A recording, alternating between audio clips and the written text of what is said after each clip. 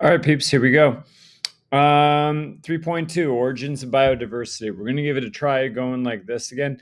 A lot of my students were telling me that they like it without the book here. I do have the book here.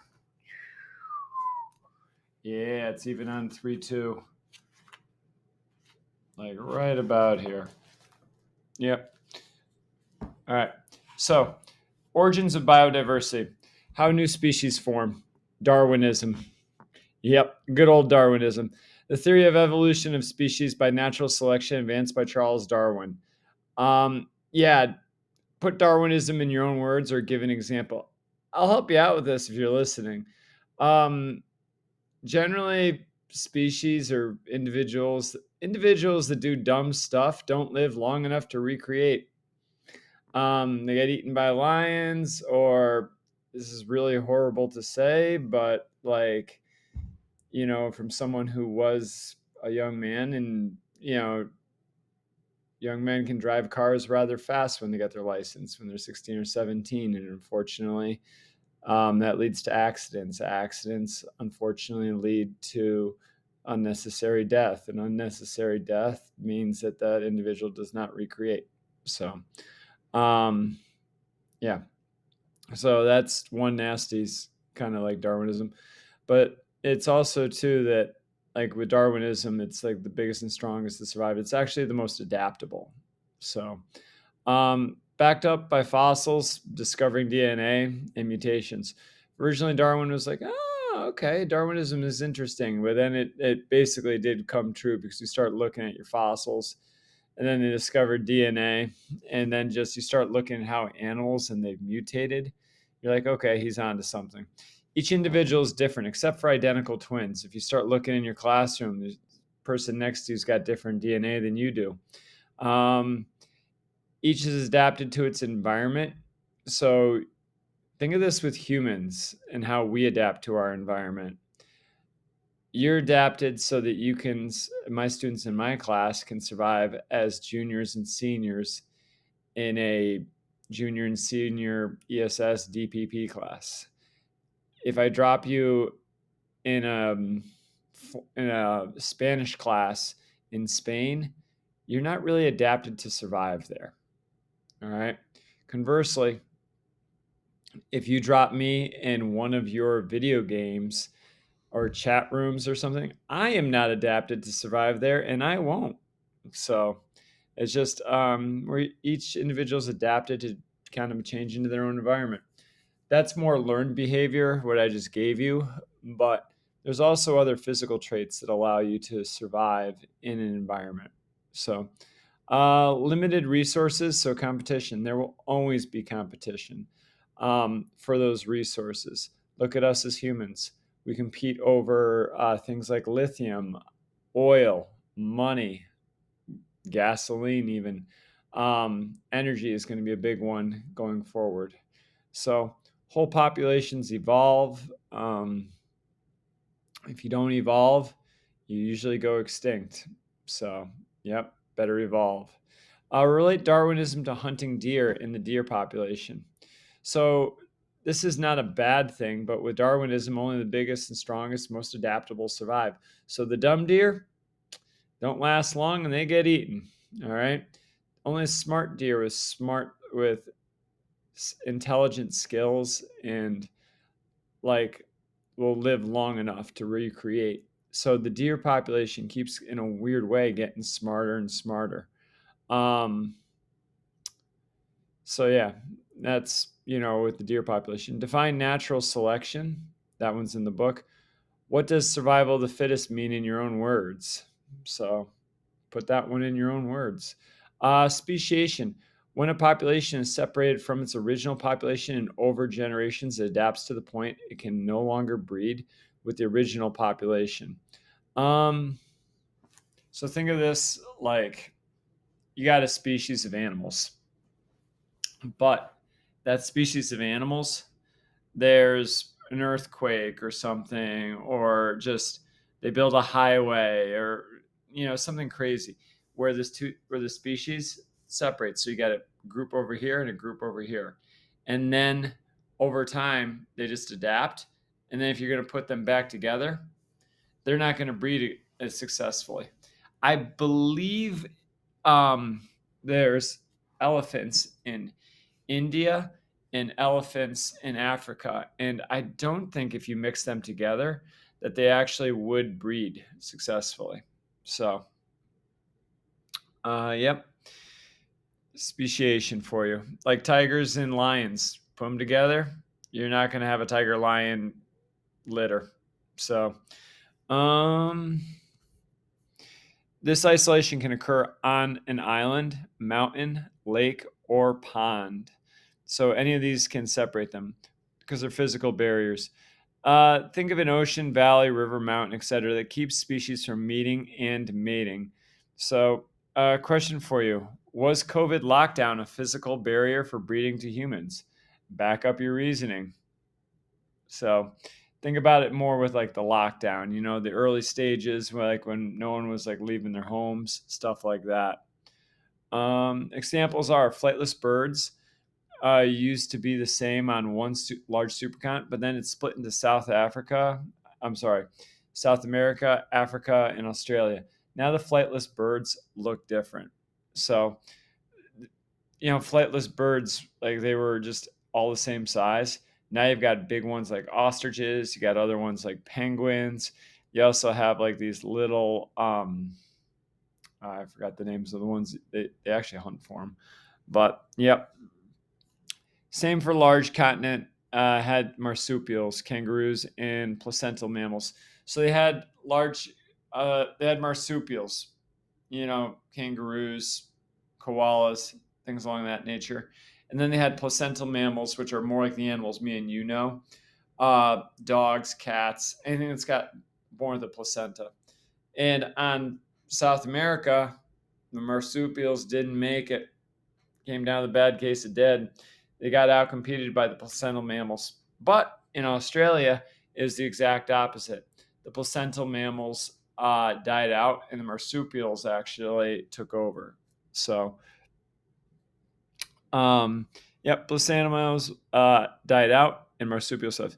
Land bridges allows species to invade a new area. So, land bridges form usually when like tectonic plates when there's subduction, and it brings that two pieces of land closer together. North plus South America, that like originally we're North America, South America were separated, but then where you have like those countries like Panama, Ecuador, kind of merged together, formed a land bridge, allowed bears to come down from North America down into South America. So, yep, sorry, South America, you got bears because we gave them to you. Previously, Russia and Alaska were a land bridge, but then that broke up, and then England and Europe were connected. I believe Madagascar and Africa were as well, and then that land bridge kind of fell through. So, continental drift. As continents move, climate changes and moves with them. Believe it or not, Antarctica used to have trees on it.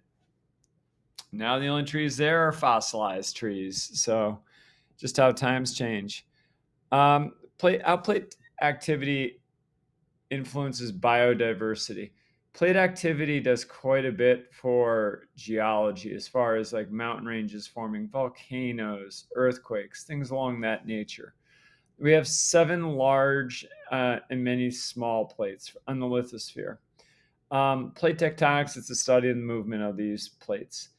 They move about 50 to 100 millimeters per year. How they move is actually important. It's called a continental drift. Movements can be slide against each other. California, San Andreas Fault. Um, that one leads to earthquakes. So, yeah. Diverge, which is the mid-Atlantic. That's where it's like you got the part in somebody's hair and just goes like out to the sides like this. I'm a really bad example of this, as you can see, but it's like, new hair comes up like this, and then it comes out and it grows out this way. So all the old stuff is over this way, and the new is going to be right here. Converge, which is like a collision. This can come up in like plates that converge like this, and they go up to form mountains, Himalayas. Or it can happen where they converge and one sinks underneath the other. which makes land bridges. That tends to be more Hawaii. The thing about that, though, is this: as this goes down like this starts to melt, and then that comes up in the form of volcanoes, and that's how Hawaiian Islands form. In February 2023, Turkey and Syria experienced a major earthquake. What did the plates do to cause such an earthquake? Did they slide against each other? Did they subduct? Um, Once you're done with that, who is Alfred Wegener and what did he propose? At the time, was he considered brilliant or a kook? Kind of an idiot. All right. Tell me what you think. So, let's finish this up. Similar groups of animals. Llamas, one hump camels, and two hump camels were all related at one point. They evolved from a rabbit sized creature, believe it or not. So, all just like with climate change and biodiversity and how they evolve over thousands and millions of years. African plus Indian elephants are another example of that. Both are very different right now. Originally, they were together, but then they separated and they just evolved. A little bit about the geological timescale. Earth formed 4.6 billion years ago. And right after it formed, the first life came about pretty quickly, about 4 billion years ago. That was bacteria, though. That was like the simplest prokaryotic cell, comes about, easy life. 65 million years ago, the dinosaurs died out. So it took a while between the bacteria and dinosaurs to really get going here. Humanity has been recognized for close to 200,000 years and civilized for probably, I think I've seen reports like last 2000. No, longer than that. Sorry, I've got some numbers in my head. I'll come back to that one later. Background in mass extinctions. 10 to 100 species per year die out. This is estimated from fossils. You don't have people actually counting them because we don't know all the species. So usually this is from rapid climate change, volcano or meteorites. Ours is more recently more human-based, biotic factor, just us being humans and eliminating animals' environment, also contributing to climate change and temperature rising. So, theory is it's happened 5 times before. Bad news is the rate of extinction is going up drastically. So, there's many that think we're in the sixth time of extinction, basically. What do you think is more likely, a major sudden climate disruption or a slow climate demise? Tell me why you think it. No right or wrong answer for that.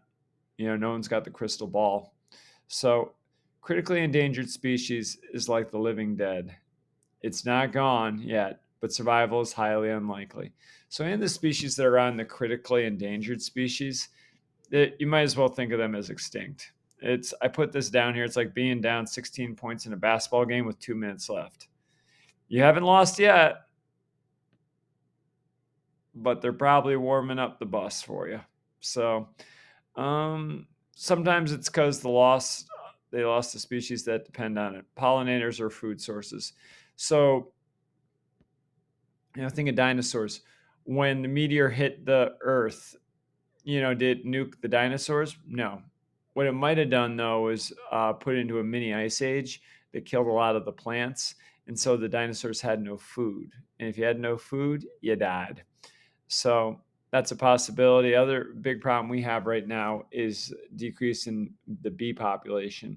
Without pollinators, that's really what gets plants to flower and procreate and just go out there and, basically make other plants. So without bees, big time trouble. Also for farming too. Could do a whole lesson on that one, but not at the moment.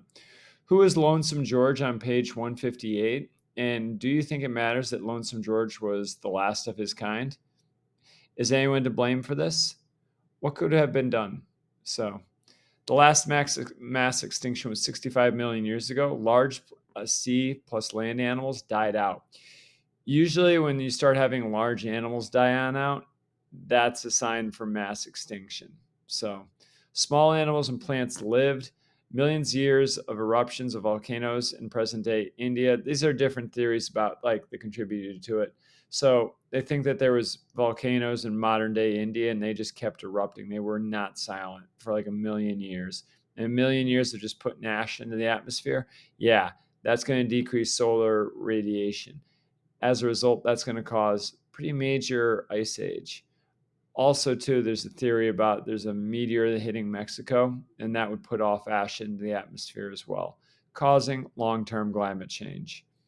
Sixth mass extinction, which some think that we're in right now. Belief is we are in the sixth mass extinction. Difference is this one is caused by humans. Um,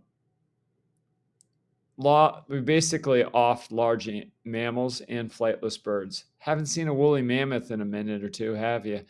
That's one of the first large mammals that we took care of. Think of your relatives like thousands upon thousands and thousands of years ago. So much so that they were basically cavemen. They had spears, and are you going to go chasing after little small prey that probably is going to get away? No. You and a whole bunch of people are going to get together, you and your buddies. Someone's taking down that woolly mammoth, and then you're all attacking it with spears. So woolly mammoths did not survive. Um, what do survive and what looks good in the extinction is the weedy species. So the weedy species are those animals that do well with humans around. So any sort of animal that we've domesticated, like dogs, cats, or them, any sort of scavenger animals, which are your raccoons, rats, along that nature, yeah, they do well around human created environments as well.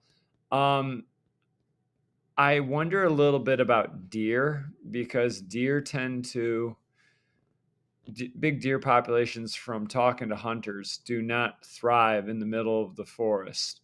Where they do thrive is right along the edge of the forest, where there's usually farmland, where there's humans that have bird feeders out. So on a cold winter night, they can go out and go and basically eat the seed from the bird feeder. So um, I wonder if deer are a weedy species. But either way, weedy species are going to do fine with humans continuing to like blow out, basically, and the human population to grow. Um, but other species will not be thriving the more humans grow and expand. Ways we're adding to the environmental stress are transforming the land. Every time we cut down a forest, a little bit north of school, they basically cut down like a big forest to make apartment buildings, as if we don't have enough housing in Connecticut. Just saying, you know. Other times it's putting in a road, other times it's putting in a highway, putting in a gas station, things along that nature. So, um, overexploits other species. So, overfishing is one of them, overhunting, even meat production in the meat industry. Like to by the time you eat a steak or a hamburger, think of all like the cow poop that's basic and like cow feces and stuff that's been produced and about how the environment has to process that. Same for pig crap. All right. I love me some bacon, but man, you know, a lot of the issues you run into on a farm if you're a meat farm is just what do you do with the animal waste? So introduce invasive species. That's another thing humans are really good at, whether it's bringing pigs to Hawaii, which then become wild pigs, or whether it's bringing plants into your local, somebody's backyard garden. We do it quite a bit. Pollution is another thing. Whenever you have humans, you got waste. So pollution is that. Biggest losses are in the tropics. Sorry, peeps.